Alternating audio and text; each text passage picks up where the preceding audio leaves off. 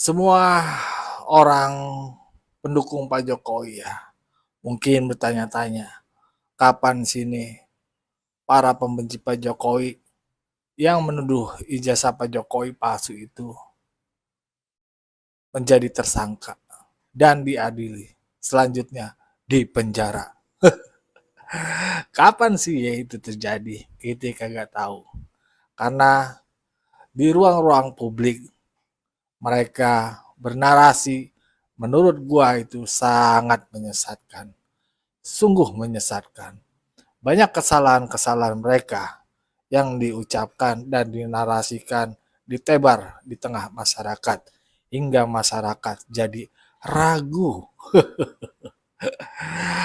Alumni UGM pun berkata bahwasannya mereka-mereka ini teroris ini ya emang jago memframing sebuah situasi atau isu ya. Mereka itu sangat jago. Apalagi menyerang keluarga Pak Jokowi, bahkan yang lainnya. Mereka itu sangat jago. Gak tahu kenapa ya, bahkan instansi Polri aja yang sudah diremehkan, diem aja. Kita juga bingung itu. Tapi kali ini ya yang sangat mengerikan ya. Saat berdialog di CNN ya, Roy Suryo tuh seperti ingin menyerang partai berlogo gajah ya, bergambar gajah, yaitu partai yang didukung oleh Pak Jokowi dengan menggunakan cerita dari Al-Quran ya, yaitu burung ababil yang bisa menghalau, menghadang gajah. Dan itu menurut gua sangat kacau ya pikirannya mereka tuh. Si Roy ini terutama lah ya, sampai-sampai bisa loh mereka berpikiran bahwasannya Al-Quran itu diambil ceritanya untuk menyerang uh, partai lah. Memang dia kagak nyebutin, tapi kalau kita baca tuh ya, kalau gua narasikan dan gua baca ya, maksudnya Roy ke gajah itu kan partai PSI yang didukung oleh Pak Jokowi ya, dan dia sebut itu burung itu menghancurkan gajah. Gampang lah, kita juga nggak perlu pintar-pintar amat lah ya menerka apa kata-kata atau narasi yang ditebarkan oleh Roy Suryo ini. Kita tahu dan itu menurut gua sangat membahayakan. Dan juga ada nih ya orang Indonesia yang sudah lama sekolah di luar negeri membicarakan terkait masalah Gibran ya, ijazah sekolah Gibran yang saat ini menjadi isu ya di kalangan mereka juga ya, para pembenci Pak Jokowi itu narasinya juga sangat negatif, bahkan dibilang Gibran itu hanya lulusan SD lah, nggak pernah bersekolah SMA lah atau yang lain-lain. Aneh-aneh. Nggak usah berlama-lama, kita simak aja video-videonya. Let's go, kita play. Nih, dari awalnya, dari Roy Suryo coba mengambil cerita dari Al-Quran terkait gajah. Let's go, kita mulai play. Baik, tahan dulu Mas Roy, saya kasih kesempatan. Gini, terima kasih, kita terima kasih kepada Drone Emprit ya. Sekali lagi, Drone Emprit ini telah menunjukkan bahwa cerita memang di dalam Quran tuh memang luar biasa. Ya, Drone Emprit ini burung yang bagikan burung ababil menghancurkan gajah. Ya gitu, bagikan burung yang kemudian mematikan api ya, meskipun itu berkali-kali dan itu upayanya. Ya, oke lah, kita bisa filosofinya. Tapi poin saya begini, tadi Pak Ian mengatakan ada beberapa yang ini tokoh-tokohnya yang bicara tuh selalu misalnya di kontra Jokowi, katakanlah gitu, ya gitu. Enggak, kita kenal tokoh baru di sini namanya Bu Melani, dari Bogor itu apa nama-lamanya dulu kota Butersoh. Terima kasih. Ini sahabat saya nih. Meskipun kita berlawanan tapi infonya bagus. Melani Butersorki. Itu dulu benar-benar tebong dia itu. Bahkan Jokower lama gitu ya gitu. Tapi sekarang berbalik. Jokower atau HTI? Enggak lah. Pertanyaan gue gitu. Oke, itu akan kita bahas nanti. Poin Anda dulu. Komentar Anda dulu. Jelas mengkritik bahwa Gibran itu fake. Ya, ijazahnya benar-benar ngaco dan dia satu lagi. Jadi kalau diduga orkestrasi tadi kalau Mas Enggak, Roy bilang, ini orang dari kelompok sana, Pak. Gitu. Dan sudah insaf, sudah tobat. Bagus, kita cari orang-orang yang tobat. Satu lagi, Profesor Zulfikar yang katanya tadi kenal. Ini profesor dari Nanyang Technology University, Singapura. Nggak ada hubungannya dengan apa-apa. Dia objektif banget mengatakan Gibran ini ngakalin ijazahnya. Jadi cara sekolahnya ngakalin maunya. Dia itu sekolah di Indonesia, kemudian SMP-nya di sini, lanjut lagi SMP di Singapura. Kemudian setelah itu SMA, SMA-nya nggak lulus. Kemudian cari-cari gimana supaya bisa dapat kelas 12. Masuklah dia ke insert itu tadi. Ternyata dia masuk di insert dan nggak lulus. Ya kalau lulus dia masih masuk insert, ngapain lagi sekarang? Orang sudah jauh dari Singapura, lari ke Sydney. Jadi maksud Anda itu bukan orkestrasi kalau kemudian sama ada yang bukan. membicarakan. Jadi kan ini persis kayak bapaknya. Pulang balik. Oke, Gak baik. jelas. Baik, saya dapat poin Anda. Mas Andi, singkat. Ya iyalah. Kalau kita bicara Roy itu isinya sampah Nah, itu semua. dia. Betul.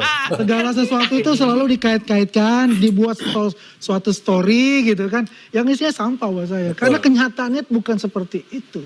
Gimana? Ya kan? Yang jelas itu sudah selesai dilakukan apa yang terjadi.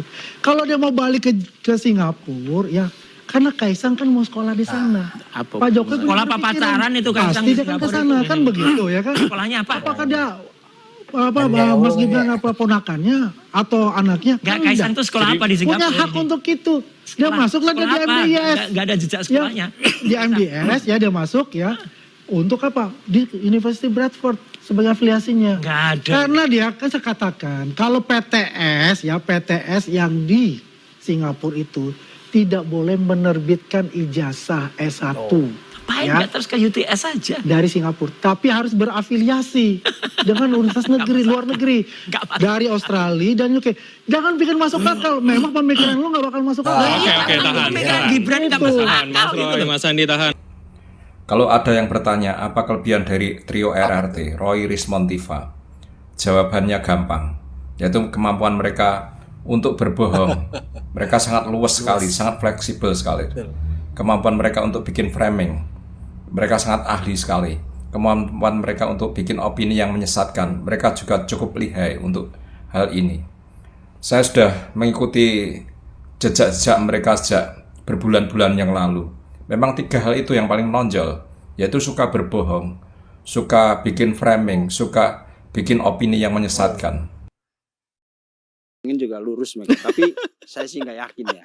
Banyak di TikTok omongan seperti ini juga ya, mereka nggak percaya. Oke, lalu kita ke soal Gibran misalnya. Dia kan SMA kalau nggak salah Orchid Park, itu di Singapura. Mereka juga persoalkan kok lu SMA cuman apalah gitu. Lalu kemudian dia masuk di MDIS, ya kan? Itu yang mungkin itu college itu tadi. Lalu ijazahnya kok dari Bradford London. Ini sekolah apa kata Roy? Benar. Lu kuliah di Singapura, ijazahnya kok dari London. Itu gimana ceritanya? Sekali lagi, ini kita nggak ngomongin Bang Roy ya. Kalau masyarakat mikir seperti itu, ngomong juga nggak apa-apa ya. Tapi kita ngomong masyarakat Karena dulu kan deh. karena isu ini kan muncul Karena Roy. beliaunya. Jadi kalau kita bahas Roy, kita berterima kasih ya, jadi viral kan Siap. gara-gara Roy Ya, dan jadi kawan-kawan itu. Bang Roy dan kubunya siapapun lah Ya. yang mungkin melihat hal yang sama, saya rasa itu wajar. Kenapa kok wajar? Meskipun dia salah. Wajar tapi salah, Bang. Ya, Begini. artinya dia kan framingnya kuliah di Indonesia gitu loh. Kalau lu daftar di UI masa sarjanya dari UGM? Ya. Mungkin gitu. Kalau di luar gimana? Nah, kalau kebetulan saya kan sekolahnya di Amerika nih, SMA-nya di Indonesia. Keren. Jadi saya kalau di sini bukan pelaku. Tapi karena sekolahnya di luar, saya punya banyak, SMA saya juga internasional Bang. Banyak teman-teman saya yang pathway-nya itu berbeda. Jadi ada yang ke Singapura, terus Australia, Singapura, Amerika, macam-macam lah. Jadi saya cukup tahu banyak lah. Kalau di Singapura setelah lulus SD, ya kita tuh masuk yang namanya O-level. Bukan SMP, bukan SMA. Aneh ya. Jadi O-level ini setara SMP plus 1 tahun. Nah agak bingung, tapi anggaplah ini setara lulusan SMP lah kalau di Indonesia ya. Jadi kalau orang mikir, oh masuk di Singapura, O-level lulusan SMP kok bisa ke Australia? Wah ini SMA-nya kok bolong. Berarti lu gak lulus SMA. Benar. Karena di Singapura tidak mengenal SMP SMA. Taunya O-level. Jadi karena 4 tahun setelah O-level, nah ada 2 cabang terbuka nih. Habis O-level mau ngambil politeknik, kayak ya sekolah politeknik di Indonesia lah. Atau kita mau masuk university. Kalau politeknik langsung aja. kalau kita mau masuk university kita harus ngambil namanya huruf A level. Nah itu pendidikan lagi tuh, itu baru bisa dibilang setara SMA. Nah dari A level baru pindah ke university, makanya itu dibilang kalau di Singapura, oh enak di Singapura lebih cepat, atau di Seattle tempat saya hemat tahunnya. Karena memang ada jalur-jalur formil yang berbeda dengan Indonesia. Ketika kita lulus SD disetarakan. Oke, Jadi jadi lebih cepat dapat S1-nya gitu. Nggak ada yang salah dengan jadi kalau ngomong pendidikan di luar negeri, SMA-nya ya itu terus mindsetnya tingkatan pendidikan di Indonesia, wah salah dong. tersesat semua kita. Iya, karena kita berarti kan mengukur bahwa semua pendidikan di dunia ini sistemnya harus sama kayak Indonesia. Sedangkan kita tahu by data, by research, di sisi mananya Indonesia ini pionir pendidikan gitu. Oke. Sejak kapan kita harus jadi barometer? Saya nggak mau arogan nih, kita mengakui faktanya Indonesia bukan dan belum pernah ya. Mungkin dulu katanya pernah jadi barometernya Korea Selatan, tapi di luar hal-hal spesifik kita nggak pernah jadi patokan pendidikan internasional. Oke. Jadi nggak make sense kalau semuanya nggak sesuai dengan sistem Indonesia lalu dibilang fraud atau palsu, salah. Nah itu salah. Berarti kok Michael mau bilang Roy Suryo dan kawan-kawan itu tersesat dalam hal ini ya. Ya, Tersesat ngarah-ngarah ke lebih ke menyesatkan orang. Menyesatkan. Saya nggak tahu beliaunya tersesat sendiri atau enggak, beliaunya tahu atau enggak. ya. Tapi yang jelas banyak orang tersesatkan. Oke. Nah itu ya, menurut ente apa tuh? Roy Suryo emang udah dari sono sesat, apa menyesatkan orang, atau tersesat? Bingung-bingung deh lo ya. Yang pasti menurut gua tuh narasinya kacau lah ya, ngawur dan bahaya buat masyarakat ya. Apa yang sebenarnya normal-normal terjadi dari Pak Jokowi, juga Gibran, serta yang lainnya itu sekarang jadi heboh. Dinarasikan bahwasannya itu palsu lah, nggak sekolah lah, atau yang lain-lainnya. Padahal yang ngecek negara loh. Bayangin aja yang ngecek negara. Dan banyak kasus ya soal kepalsuan ijazah itu terhenti di KPU karena KPU itu benar-benar ngecek. Benar-benar ngecek. Kok Pak Jokowi bisa lolos? Ya karena Pak Jokowi bener. Gibran pun bener. Jadinya dilulus. Dan bisa ikut kontestasi pilkada juga capres dan cawapres. Makanya itu lulus. Sebenarnya ini sederhana ya. Ya banyak orang lah. Bukan Roy atau teman-temannya yang bisa bilang bahwasannya seseorang itu kuliah atau sekolah di suatu tempat itu bukan mereka, tapi instansinya, sekolahnya yang mengatakan kebenarannya itu. Benar apa kagak tuh orang sekolah, benar apa kagak tuh ijazahnya orang itu. Aduh, polisi lama amat sih. Dan itu juga bahayanya pakai bawa-bawa nama cerita, pakai bawa-bawa cerita dari Al-Quran lah ya, yang mengibaratkan burung ababil itu menghancurkan gajah. Kita tahu narasi mereka yang dimaksudkan gajah itu kan PSI. Nggak usah pura-pura lah ya, pasti ada hubungannya. Dan tadi dikatakan oleh alumni UGM bahwasannya Roy ini pintar buat bohongnya. Aduh, kacau. Ya, aduh. Bagaimana menurut pandangan sobat-sobat? Berikan pandangan di kolom komentar. Wassalamualaikum warahmatullahi wabarakatuh.